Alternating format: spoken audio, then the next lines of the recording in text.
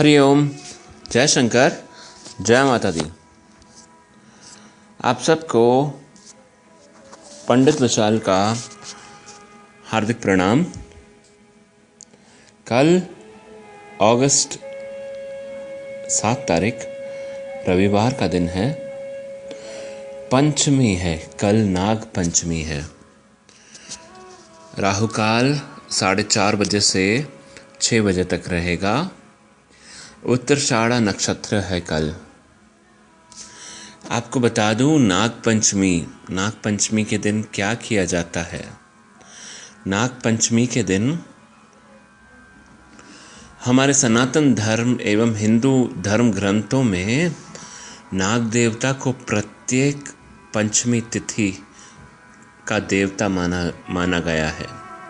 इसके अलावा नाग भगवान शिव के गले का आभूषण भी है, इसलिए इनका महत्व अधिक है। नाग पंचमी का पर्व धार्मिक आस्था का प्रतीक है। कल के दिन नागों की पूजा का विशेष महत्व है। कल सुबह उठकर देखिए, मैं आपको बताता हूँ कि कैसे आप पूजन करें। कल सुबह उठकर घर की सफाई करके नित्य कर्म से निवृत्त हो जाएं। तत्पश्चात स्नान कर धुले साफ एवं स्वच्छ कपड़े धारण करें। नाग पूजन के लिए सेवियां, चावल आदि ताज़ा भोजन बनाएं। कुछ भोगों में नाग पंचमी से एक दिन पहले भोजन बनाकर रख लिया जाता है और नाग पंचमी के दिन बासी यानी ठंडा खाया जाता है।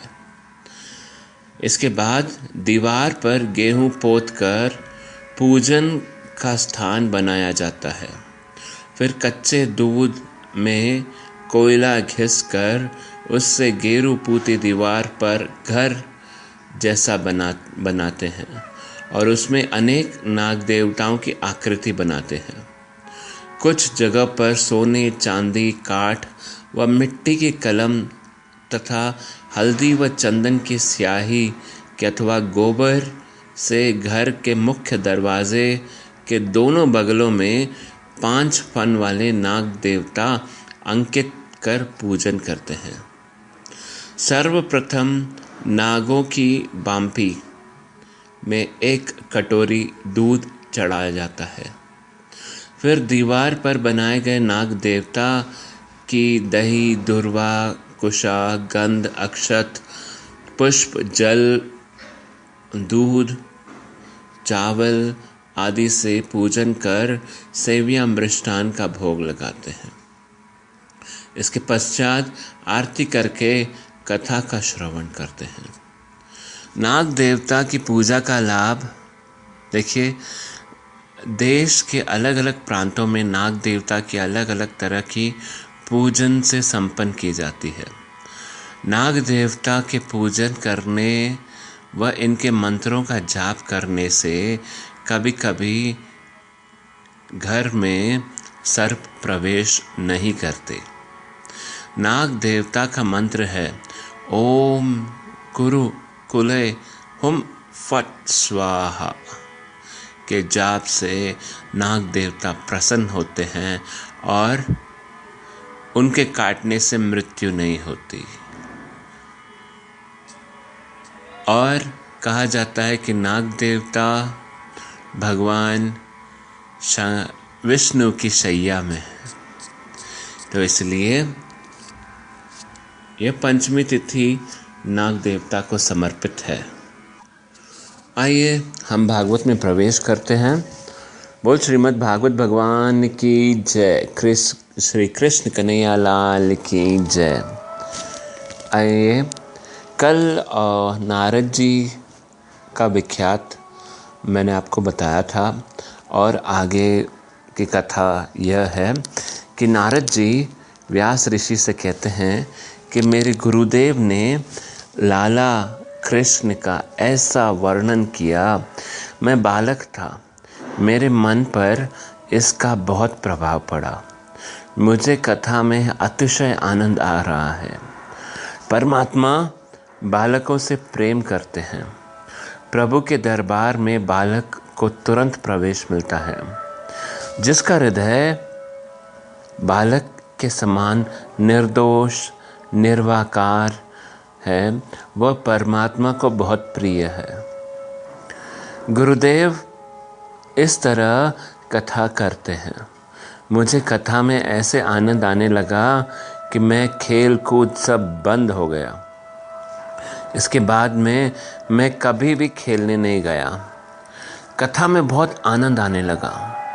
श्री कृष्ण की कथा ऐसी मधुर है, बालकों को आनंद आता है, युवकों को आनंद आता है, साधु संतों को आनंद आता है, नास्तिकों को भी आनंद आता है। नास्तिक कथा सुनता है तो उसमें भी श्री कृष्ण प्रेम जागता है। मैं रोज कथा में जाने लगा। कभी कभी गुरुदेव मुझे देखते। संत की आंखों में सदैव प्रेम भरा रहता है। संत जिसे प्रेम से देखते हैं, जिसे प्रेम से स्पर्श करते हैं, उनका कल्याण होता है। मैं आपको एक सच्ची घटना बताऊं। श्री गौरंग महाप्रभु जी के चरित्र का एक प्रसंग है। एक मुसलमान काजी था जो कृष्ण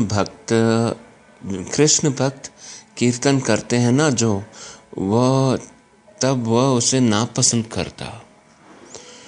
वह चाबुक से भक्तों को मारता ही रहता कि कृष्ण का कीर्तन न करो। श्री महाप्रभु जी ने जब यह बात सुनी, तब महाप्रभु जी ने निश्चय किया कि जो कृष्ण भक्तों को मारता है, उसके आंगन में ही जाकर आज हम कीर्तन करेंगे। सब भक्तों ने मना किया, कहा कि वह जीव योग्य नहीं है, वह आपका अपमान करेगा। पर महाप्रभु जी तो हरे कृष्ण कृष्ण कृष्ण हरे हरे, हरे राम राम राम हरे हरे कीर्तन करते करते उस काजी के आंगन में जा पहुंचे।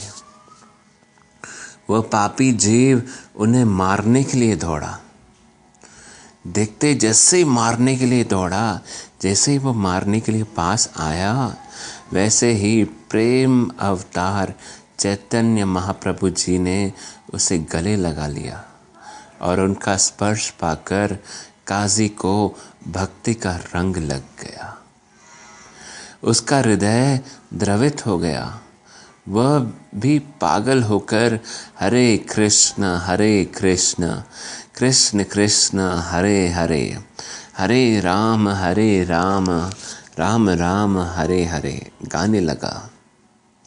संत जिसे प्रेम देते हैं ना, उसे परमात्मा के दर्शन की दृष्टि भी देते हैं।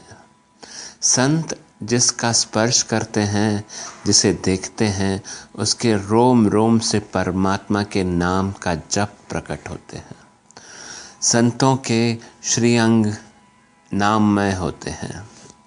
नारद जी कहते हैं कि गुरुदेव कथा करते करते अनेक बार मेरी ओर देखते, शायद यह सोचकर कि यह सुबह यह बालक जल्दी उठकर कथा में आता है, इस जीव का परमात्मा कल्याण करे।